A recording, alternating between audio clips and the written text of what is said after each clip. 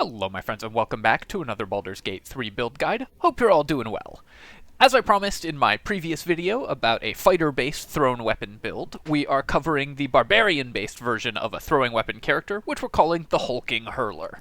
The name is actually a nod to a prestige class from 3rd edition Dungeons & Dragons, which I enjoy because it was one of the first truly optimized builds in 3rd edition D&D, one of the first to really break the game, so much so that it not only broke the game, but also broke physics because its primary weapon was the moon. We're going to be following in the footsteps of that character by throwing huge objects at our opponents for massive damage, doing some of the most consistent and powerful damage in the game. I had avoided doing a build for throwing weapon characters up until now, because up until Larian released Honor Mode in patch 5, throwing weapon characters were broken, and by broken I mean bugged specifically. If you're interested in that bug, you can Google Damage Rider Source to learn more about it. That's the bug that people were abusing, but effectively in Tactician or below currently, and up until the release of Honor Mode, you could build these throwing builds to do hundreds or even thousands of damage more than they should be. Obviously, that sort of ruins the game if you're one-shotting every enemy, so I had avoided creating a throwing build because the only optimal way to build throwing builds was to abuse the bugs to stack enormous amounts of damage. Since most of those bugs have been resolved on Honor Mode, we now can actually play the character the way it's intended to be played, which is really fun, and this is still one of the most powerful and best damage-dealing archetypes in the game, one of the most powerful sources of damage. Even without the bugs, I think this is still in the top 5 or so builds in the game, definitely in the top 10, and is going to be an incredible addition to any Honor Mode party. So it's really exciting to me that we can actually build it the way it's intended to be played. Alright, we are going to jump right in and build a gigantic, damaging, throwing barbarian. Right away, we have to start by fixing our stats, of course, so let's take a look at the ability scores that we're going to need. Karlach's starting ability scores, and I'm using Karlach as the example character, of course, because she's a barbarian, but if you're building this as a main character, the best race to choose is actually Dwarf, or, of course, the usual suspects. You can use any of the normal top-tier races, like Wood Elf, Halfling, or Gnome, but Dwarf, and specifically Dwergar, because they're the strongest, are going to be your best characters overall because of one specific weapon, although there's a workaround for that, which I'll talk about when we talk about gear later. For Karlach in particular, she doesn't get a lot from being a Zariel Tiefling that's useful for this character, but you do get the benefit of the soul coins, which are extremely powerful later on, so that's still very useful. For our stat spread, we are going to go with a pretty typical Tavern Brawler build, because obviously this is a throwing build, so we're going to be using Tavern Brawler, and take 17 Strength, 14 Dexterity, and 16 Constitution. This is going to be the best way to give yourself lots of hit points, decent initiative, and armor class. Of course, we're going to be wearing medium armor, since we're a barbarian who wants to rage, and so having at least a +2 Dexterity bonus makes sure that we have some AC. This build is also a good candidate for the Gloves of Dexterity later on, and again, I'll talk about that when we talk about gear. One of the good things about being the Barbarian version of this build is that even though you only take 10 Wisdom, and thus have a fairly low Wisdom save, we're going to get the Frenzied Rage, giving us immunity to a number of Wisdom targeting effects, which lets us actually skimp a little on Wisdom saves slightly more safely than other martial builds can.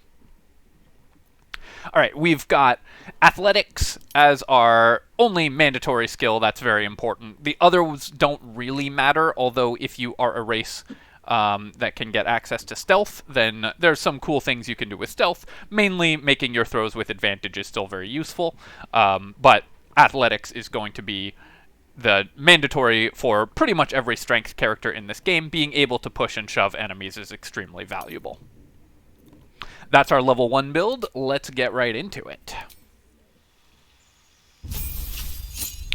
At level 2, there's no decisions that we need to make, but we do get access to Reckless Attack. And one thing to keep in mind, of course, is that until you hit level 3, you probably are mostly, or level 3 or 4, you're probably mostly going to be making normal melee attacks and playing like a normal barbarian, because level 3 is when you get access to Frenzied Throw, and level 4 is when you get access to Tavern Brawler that really push this build in the direction of throwing weapons. Reckless Attack is very valuable for that. Reckless Attack also does work when you throw a weapon, but only if you make a melee Reckless Attack before you then throw the weapons, because it won't allow you to activate it on a thrown weapon attack, but if you have previously activated it in the round, any subsequent throwing weapon attacks you make after using Reckless Attack will have the advantage. So that's something to keep in mind that is particularly useful in some circumstances. If there's enemies that you really need advantage against because you have a low hit chance against them, you can Reckless Attack something in order to activate the advantage on your subsequent thrown attacks. And since we'll be getting so many attacks per round, the loss of one attack for advantage can sometimes be worth it. That said, this is a Tavern Brawler build, and I'll talk about this a little bit more as we pick up the feat, so it's very rarely going to be missing. At level 3, we get to choose our Barbarian subclass, and that one is, of course, going to be Berserker, because they have the ability that has Throw right in the name, and Raged Throw. So Berserkers get access to Frenzied Strike, which is useful, but more particularly Enraged Throw, which is what we're here for in this build. And Enraged Throw has a couple really interesting interactions that make it extremely powerful. So let's talk a little bit about what those are.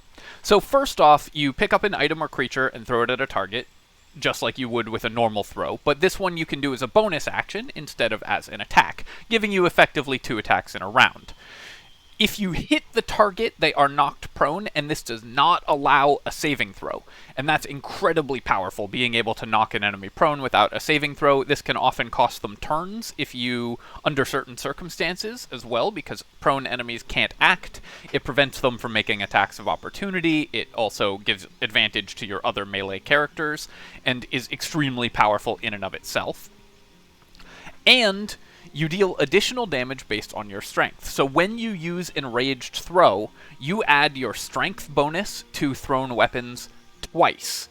This is extremely powerful because this also works with Tavern Brawler to let you add your strength bonus 3 times. So with your normal throw action, you're going to add your strength once when throwing a thrown weapon, but with the Enraged Throw action, you're going to add it twice. And then next level, when we pick up Tavern Brawler, you're going to be adding it 3 times. So every point of strength you gain is worth 3 points of damage on every attack. That's obviously an incredibly powerful effect. Anytime that you can triple or increase the effectiveness of a stat that you have, it's extremely strong. It lets you break all the rules of the game, and that's why this build is so powerful and so good at dealing damage. The other cool thing about Enraged Throw is that you can throw just lots of stuff that isn't weapons, and it still adds your strength to it, which normally it doesn't always. And so that is extremely powerful as well. You can throw some pretty heavy items for lots of damage, especially with a height advantage, letting you do massive damage early on in the game.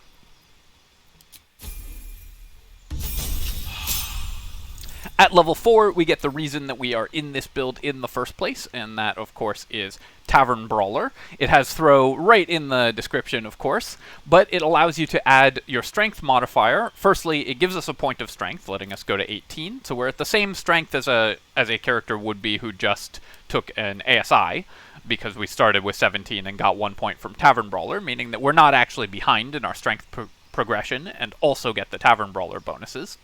And it lets you add your strength modifier twice to the damage of thrown weapons, and also add your strength modifier twice to the attack rolls of thrown weapons. I talked about this a little bit in my Eldritch Knight video as well, but adding your strength bonus twice to attack rolls breaks a fundamental rule of 5th edition D&D design, which is called bounded accuracy. That's the concept that you should never have to roll less than a 6 or more than a 14, roughly speaking, in order to land an attack, in order to keep drama in the game. Well, when you add 4 points to all of your attacks, you completely violate that design principle, which is why you'll see late-game barbarians, even with disadvantage on their attacks, have 90% or 95% chances to hit, making you one of the most consistent and also highest damage dealers in the game. Tavern Brawler, for that reason, as it's implemented in Baldur's Gate 3, because it breaks so many rules, lets us do massive damage much more accurately than just about every other character, which is why this build shines so heavily. At Barbarian level 5, we get fast movement, which is very good because movement speed is always great, very important, and you are a ranged character.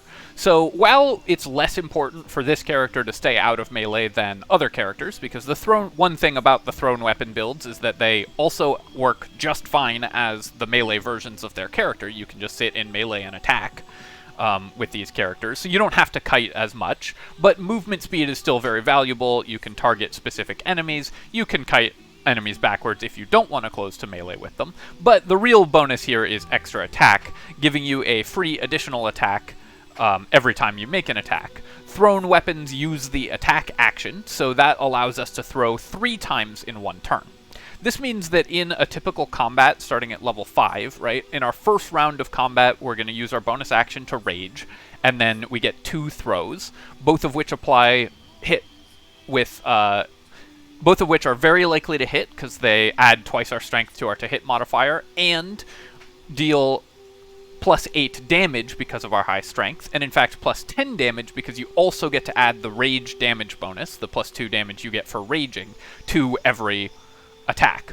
On our second round of combat, we're going to make 3 of these, 2 with double your strength bonus, and 1 with triple your strength bonus because it's your enraged throw, and that one will also knock the enemy prone.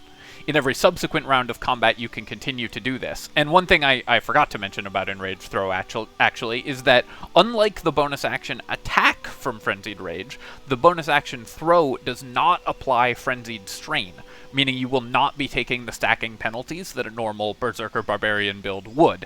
Just adding insult to injury compared to melee barbarians with the throwing build, it doesn't even take the penalties that are sort of the balancing factor for Frenzied Barbarians. Extremely powerful and extremely versatile build in terms of being able to fight both in melee and at range and do massive damage as you're doing it. However, we can do even better. At this level, we're going to deviate from Barbarian, and we are going to jump into Rogue. And the reason for this, of course, is that Thief Rogue gives you access to a second bonus action. What does our bonus action do? Well, it throws for the most possible damage in the game on a single attack, pretty much, other than Paladin Smites and so on. So adding an additional bonus action lets us do that more often. It also accelerates our combat significantly, because I mentioned that at level 6, we get only 2 attacks in our first round of combat, and neither of them are the Enraged Throw. Once we hit Thief Rogue level 3 and get access to a second bonus action, then in our first round of combat, we do get to make an Enraged Throw, because we use 1 bonus action on Rage and 1 bonus action on Throwing, plus 2 more throw attacks, making our attack pattern 3-4-4-4-4 every round of combat, which is more attacks than most characters are going to get by a lot, and each of these attacks are more accurate and do more damage than just about any other character. For our skill selection here, you can actually make this character your sleight of hand guy. It's not bad to do that because you'll have decent dexterity, so if you don't want to bring a sleight of hand person, expertise in athletics is always good, because when you want to shove an enemy, you really want to succeed, and stealth expertise actually gives you some fun options as well. I wouldn't go with intimidation expertise. I would probably take athletics and stealth just because it's the most powerful.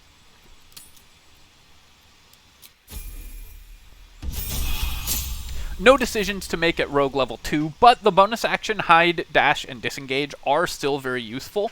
Typically, your bonus actions are going to be used for entering Rage or throwing a weapon, but in the circumstances where you need these, they're very good, and they can also be used to leave combat, which is important on Honor Mode because if you need to run away from a combat that's going against you, you really want the ability to move a little faster because of a dash, or hide as a bonus action to exit combat and come back later when you are feeling stronger. Finally, at Rogue level 3, we get to take the Thief subclass, getting our second bonus action, which is great for all the reasons that I talked about it being great. And then we go to Rogue level 4, just because it's the fastest way to get another feat, and we want to max out our strength. Since we're applying our strength twice to every attack roll, and 2 or 3 times to every damage roll, every point of strength we get on this character is massively valuable, so you really want to focus on pushing strength high as soon as you can. At this point, though, we actually have a choice as to which direction we're going to take the build from here. You can either continue down the path of Barbarian for your remaining 3 levels, which gets you a couple really important goodies. One, it gets you Mindless Rage, which makes you much less vulnerable to Wisdom saving throw targeting effects, and our Wisdom saves are not great because we only took 10 Wisdom, we don't have Wisdom proficiency, so Mindless Rage can be very valuable. Preventing you from being charmed or frightened removes a lot of Wisdom targeting effects from the game. You also, at Barbarian level 7, get access to Feral Instinct, which increases your initiative by 3 and makes it impossible for you to be surprised, which is basically 3/5 of Alert, the best feat in the game. Winning initiative is incredibly valuable, although I will say, because this character takes 1 turn of setup to enter Rage, winning initiative is less important on this character than it is on every other character in the game, pretty much. Still extremely important, don't get me wrong, but this character is one of the characters that can afford to lose initiative more often.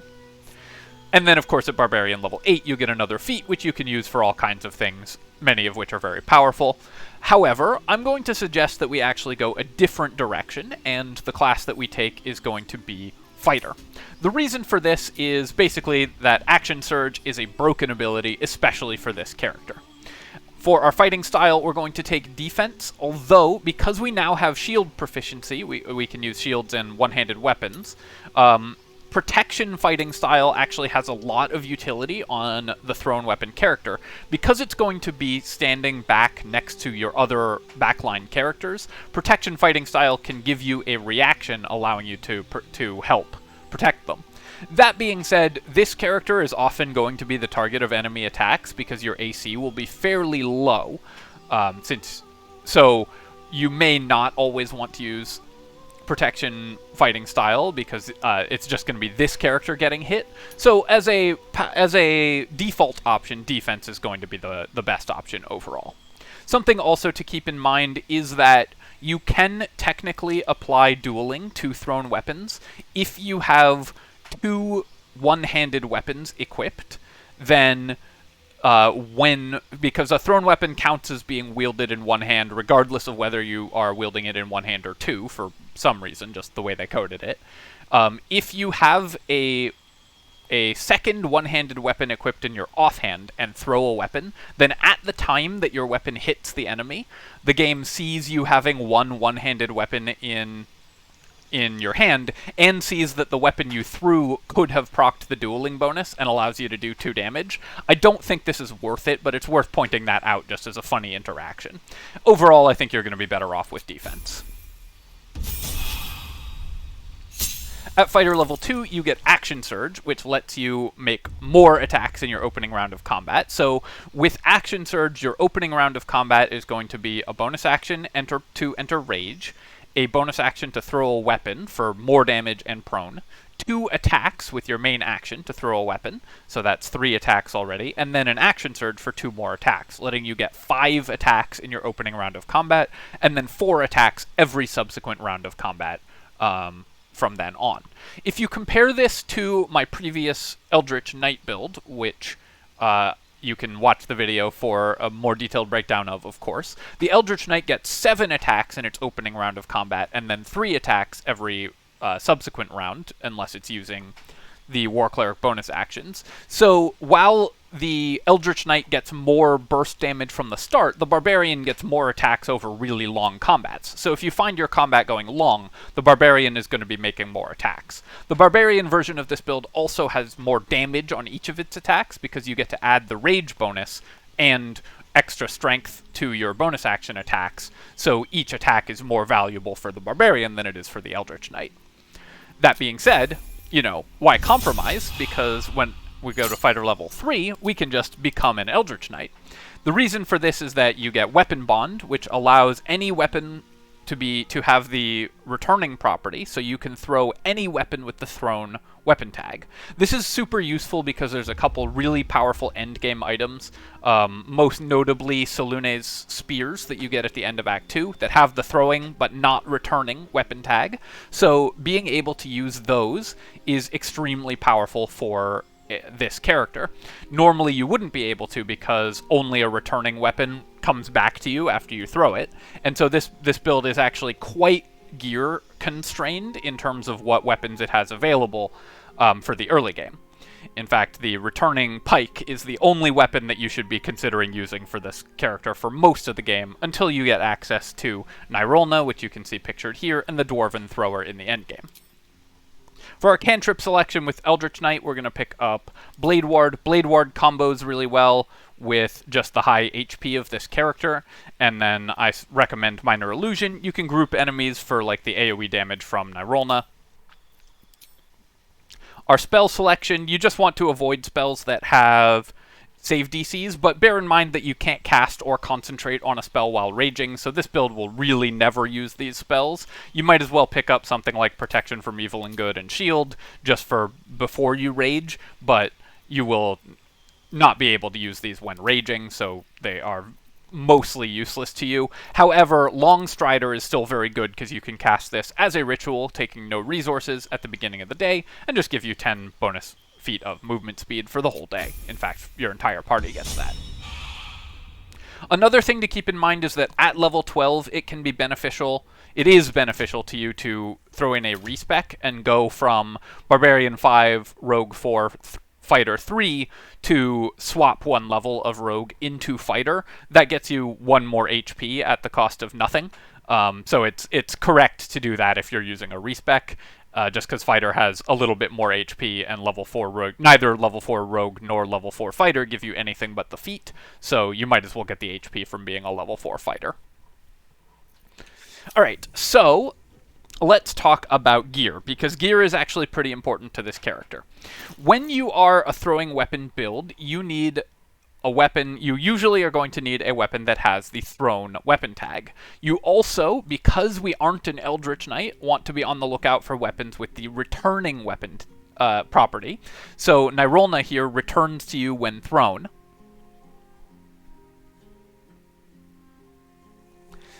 Alongside other weapons like the returning pike and the Dwarven Thrower. The Dwarven Thrower is best in slot for a thrown weapon for a big chunk of the game as well, so you want to be a dwarf, although you can use the Dwarven Thrower if you are disguised as a dwarf using Disguise Self. The easiest way to do this is with potions or scrolls, although actually the best way to do this is somewhat pay to win, because it's the Hat of Disguise you get for buying the enhanced edition of the game. That gets you Disguise Self that you can just cast at will, so you can just become a dwarf for every combat using that. And then use the Dwarven Thrower to your heart's content.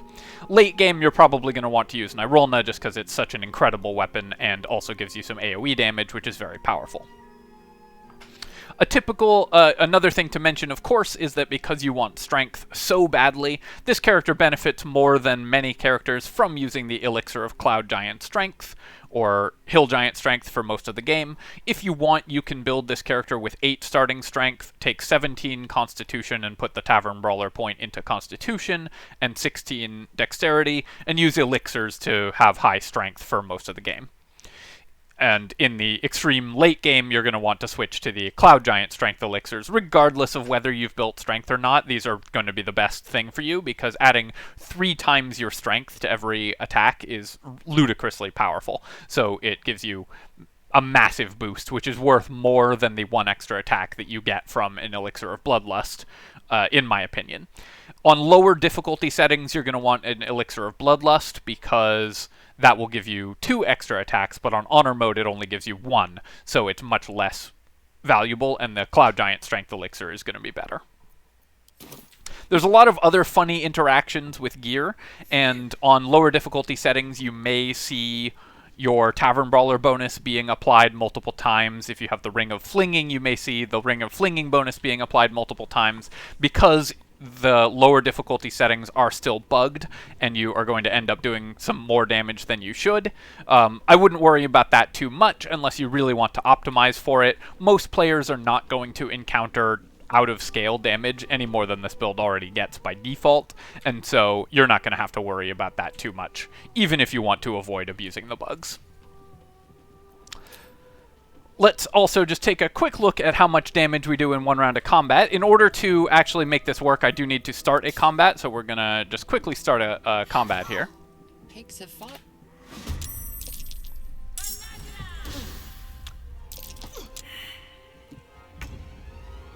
And then, so in combat, you are going to enter a Frenzied Rage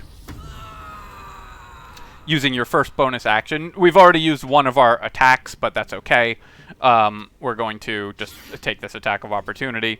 And then you can use Enraged Throw on your weapon here, which is going to have a 95% chance to hit. You can see the chances to hit are incredibly high because we are adding our Tavern Brawler bonus. And then the amount of damage we do is ridiculous with every attack. So you can see we are adding our strength modifier twice and our rage damage, as well as the base damage of the weapon. And then additionally, of course, any other damage that we have from things like these gloves, the Flawed Helldusk gloves, any additional damage that we add from other weapon tags like the gloves or like Karlach's soul coins give you an enormous amount of additional bonus damage. Then we add our Tavern Brawler damage again. Then we add... why is this doing only 2 damage? That's funny. Oh, because it's doing... It seems like there is still a small bug here where it's adding the rage damage twice, because it's adding the rage damage on top of the Tavern Brawler damage. So they haven't fixed every damage rider issue with this build, but that's okay. And then, of course, you get the bonus damage from Nyrolna's actual weapon effects. So you can see here that we threw our weapon, and we can do this multiple times per turn, at least 2 times... at least 4 times per turn we can do this, or 5 times in the first turn, and then 4 times in every subsequent turn of combat, for an average damage somewhere around 40 per throw, dealing, roughly speaking, 200 damage a round with this character at a very, very consistent rate, because you'll almost always hit, and that's before any additional buffs like the Cloud Giant elixirs, like soul coins, like any other damage you might get from an ally, or so on. Alright, my friends, I hope that you have enjoyed this look at the Hulking Hurler Tavern Brawler Thrower build. Again, one of my picks for top 5 builds or so in the game for Honor mode. So if you are looking for a smooth, fun character to play that will really carry your party through Honor mode, then this is the way to go. If you've enjoyed the video, of course, do feel free to leave a comment, rate the video, hit the like button, and of course you can subscribe to my channel for more of this and other strategy game content. I should also mention, I'm so bad about remembering to mention this, but I should mention that if you do enjoy these videos, you do have the option to support me financially through super thanks or becoming a channel member, and of course I really appreciate it when people do that, so thank you so much to those who have chosen to do so, and I will catch you all next time. Cheers, my friends. GG.